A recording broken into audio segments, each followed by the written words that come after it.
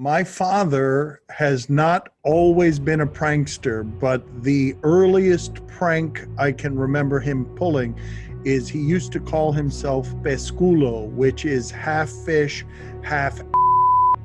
And when he would be in the beach, he would like jump up from the water and reveal. That is not a prank necessarily, but pesculo is famous in our household.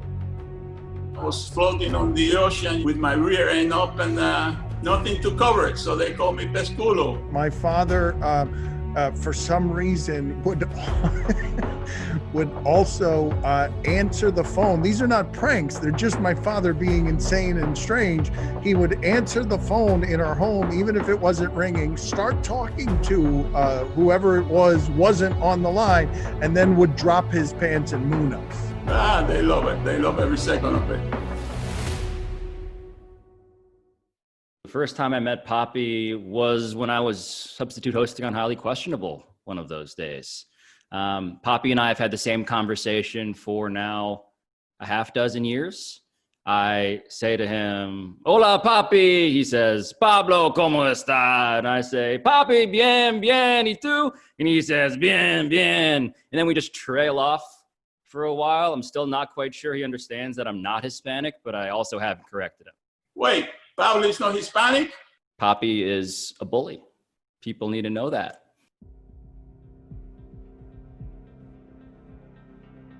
You identify with nerds? Yes. I mean, I guess. Yes, he went to Harvard.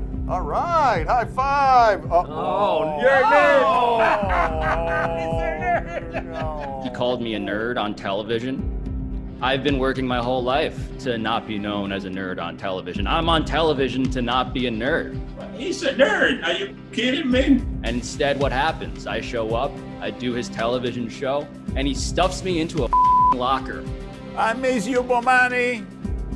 I don't miss you, Pablo. You're still a nerd. I think he feels bad, Poppy does, about getting a lot of people. I think he is genuinely happy making Pablo look bad. Hey, Pablo, happy birthday to you, but you're still a nerd. I always wanted to make the Harvard graduates look foolish on TV. Let's be honest, if you were pulling this kind of trick and we lined a whole bunch of people up on the wall, how long would it be before you looked at Pablo and was like, yeah, he'll fall for this? We should actually probably be ranting at Pablo for being so completely unaware of anything other than the next brilliant point he wants to make, that he's not ready to combat the tricks of a 76-year-old man. I've carried this around for a long time.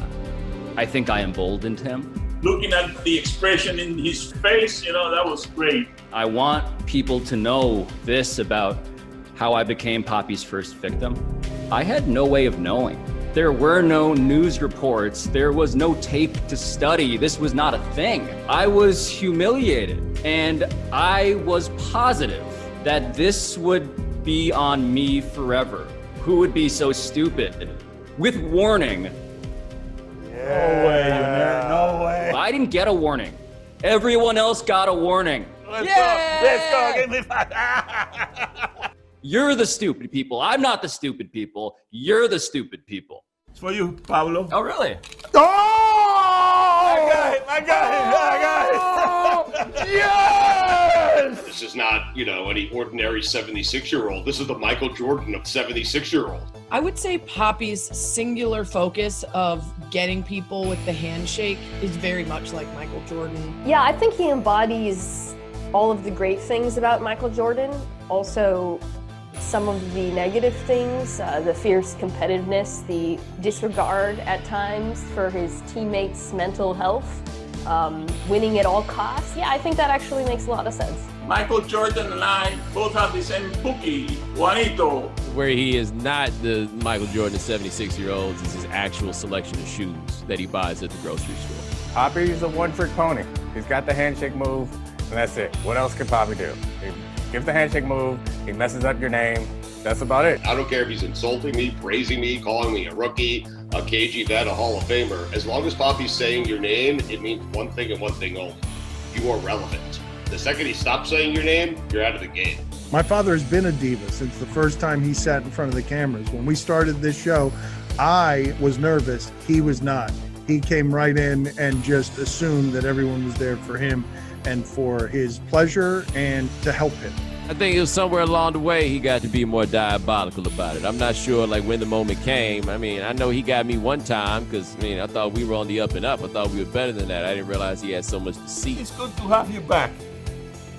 Oh. I got you again.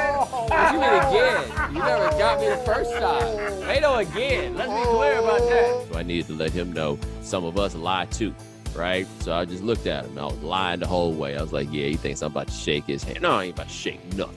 The only thing in my father's life that has changed is the number of people who think it's clever to get him on the handshake, as he's being polite with people and extending his hand to them. When they stick it out, they now move it back. Fans of the show, they came to me, down at the Clevelander, at the lounge, or even at the Heat game, and they say, good show, nice seeing you, and they extended their hand, and then I go for the shake, and they pull it back. The good thing about it is that now everyone's doing that because we're in the middle of a pandemic. I didn't think anyone else would fall for his signature move. Everybody else that has gotten and was embarrassed by it should publicly blame Pablo. Honestly, if he hadn't been so easily gotten, Papi might have given up this whole shtick a long time ago. Insofar as my pain was an inspiration for other people's pain, yeah. I think, yeah, I'm sorry. I'm sorry. I'm sorry.